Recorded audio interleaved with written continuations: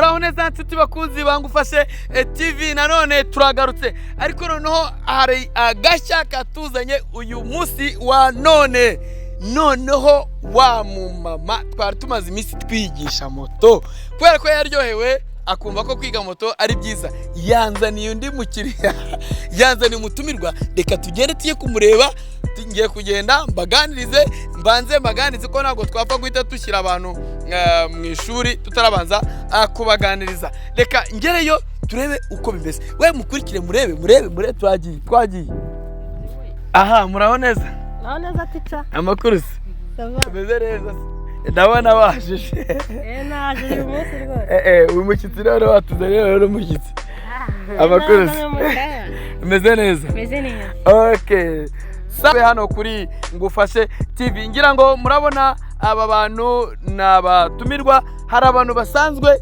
batuzi batumenyereye hano kuri kamera harabo mubona muzi ariko harimo n'amasura mashyashya nkuko rero natangiye mbibabwira uyu ni umunyeshuri usanzwe yiga moto ariko natunguwe n'ibintu yankoreye wankoreye aga surprise cyane kubera ko nakunze kuno wigisha yes yankoreye aga surprise rero yanzaniye undi munyeshuri reka tubanze tumusuhuze yongera asuhuze Ngufashe TV yongera nabibwire ko buriya ntago mumwibuka ndetse anatwakiriye n'umushyitsi yatuzaniye hano kuri Ngufashe TV kugira ngo dukomeze ikiganiro twateguye uyu munsi.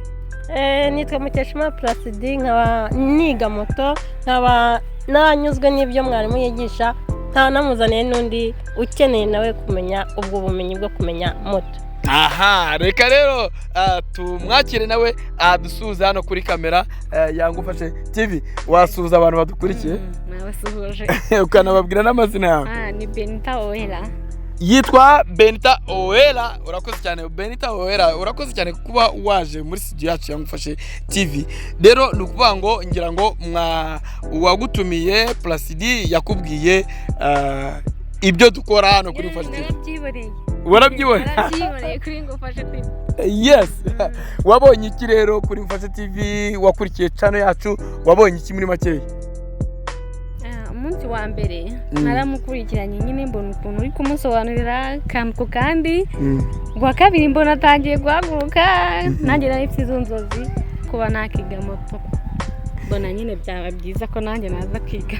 Yes uyu rero ni Benita amaze kutubona kuri Ngufashe TV ngira ngo bura ntago mwari mubizi ko abenshi baza kwiga barebye kuri channel yacu ariko hari nabandi banyandikiye namwe ndabakeneye muzaze.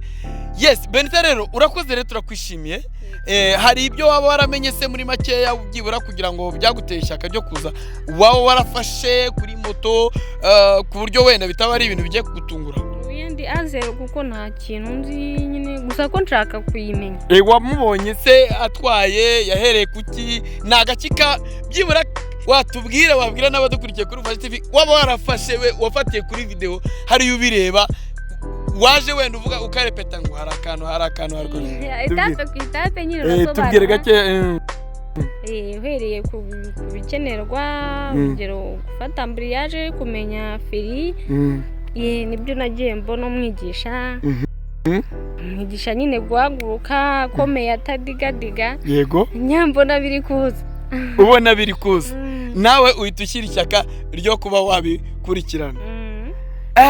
Placide urakomeye rwose. Yabona komisiyo nakuzaniye. Yes ni byiza rero kuba nanjye ndishimye kuba uri umunyeshuri mwiza ukaba utuzaniye abanyeshuri muri make. Mbere yuko tumwigisha ubu tugiye kugera kuri moto rero ko niwe tugiye guheraho tumwigisha tugiye kugera kuri moto muraza tujyane kuri moto tugende turebe aho iherereye nitumara kuyigeraho rero. Ubu kuri Ngufashe TV rero umunyeshuri agaragariza umushyashya ibyo yabonye kuri moto kugira ngo na mwarimu akomerezeho. We rero ugiye gusobanurira Benita kugira ngo nawe bimujyemo neza. Reka rero tugiye mu ishuri tugiye muri classe tugiye kwiga ni karibu kabisa. Okay rero ubu ngubu rero tugeze muri classe. Placide agiye gutangira rero asobanurire Benita ese moto imeze ite, moto iteye gute. Ubwo reka atangire Placide atangira kumwisha. Ni karibu rero muri class. Benita ngana mwigisha cyane gutanza ku ishuri. Rero umuntu abanza kwambara kasike agiye gutwara moto, yamara neza ku moto agafunga neza. Rero ino moto yacu igizwe n'ibice bitanu. Hari igice ushaka gushyiraho umuzigo, hakazaho n'igice cy'umugenzi ndetse n'umuyobozi. Iyo ushyizemo kabiri gutya, hano ni umuyobozi, hano ni umugenzi, noneho hakazaho n'igice cya reservoir bashyiramo essence. Hakaza ikindi gice rero cy'amahembe kigufasha gukontorora iki moto yawe ukayijyana aho ushaka, wajya ibumoso, wajya iburyo, wajya imbere. Amahembe niyo agufasha kujya gute kugira ngo utware moto yawe neza. Ikindi gice rero gikorana n'aya mahembe ni iki ngiki cy'ahangaha kuri moteri. Hano hari levier de vitesse. Iyi ngiyi ni levier de vitesse dukoresha ugiye gushyiramo vitesse. Rero ikorana na amburiyage. Amburiyage dore ngiyi hano amburiyage. Ugiye gushyiramo vitesse ufata amburiyage ukayikomeza, warangiza ugashyiramo vitesse. Rero akaza ni na feri. Akaza n'aka ka feri. Iyi feri rero ni feri y'imbere igufasha kuyobora, gutuma moto igenda gashya cyangwa igahagarara. Akaza na feri y'inyuma. Iyi ngiyi ni feri y'inyuma. Iyo ugiye guhagarika moto yawe, iyi feri niyo igufasha. Rero ikindi ni umuriro, agisirateri ni iyi ngiyi. Iyi niyo igufasha kugenda gake cyangwa buhoro, urongera umuriro cyangwa se ukawugabanura. Ikindi rero ubundi ukamenya kwicara neza kuri moto, ushyize amaguru yawe hano kuri reservoir ukahakomeza. Urugero ugiye gutwara yenda nabigenza kwicara neza, warangiza ukayihagarika neza, ugashyira ukicara neza, ugakura stade, ukayikura kuri stade, warangiza ukumva neza ko amatako yawe afashe hano kuri reservoir. Rero iyo umaze kuyashyiraho neza ukomeze, nibwo ujya gute wanza ukagenzura ko moto yawe nta vitesse irimo. Ukagenzura ko nta vitesse irimo. Usanze nta vitesse irimo, nibwo ugomba kubanza kujya gute kwatsa moto. Rero tugiye kwatsa moto kugira ngo tugende, ukoresha akangaka niko kagufasha mu kwatsa moto. Ariko mbere yuko watsa moto urabanza ukareba ko nta vitesse irimo. Usanze nta vitesse irimo, nibwo wemeye kujya gute kwatsa moto. Rero ndumva nta vitesse irimo, ubwo tugiye kwatsa moto.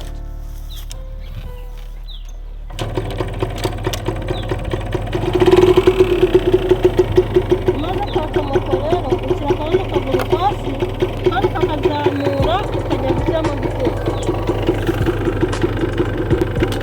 Rero namaze gushyiramo vitesse, warangiza ukagenda urekura amburiyage gake gakeya moto.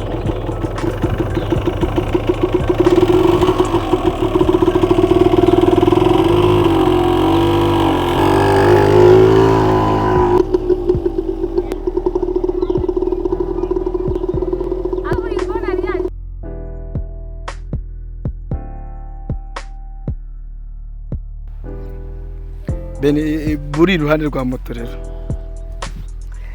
Yes, umunyeshuri amaze gusobanurira Benita, nanjye rero nahageze. Benita, nizere neza ko ibyo bakwigishije mugenzi wawe kweretse ubibonye. Ubu rero tugiye gutangira nanjye nawe turebe ko bimeze. Wabibonye, wabyumvise cyangwa nsubiremo? Nabyumvise. Wabyumvise? Okay, nimba wabyumvise rero abadukurikira kuri Ngufashe TV, ntago tujya dutinda muri makeya cyangwa se ngo duhite dukomerezaho twigishe umunyeshuri atari yabanza gusubiramo ibyo bakubwiye. Ngaho tangira Beni, tangira rero utwereke ese uwakwigishije yakweretse iki muri makeya.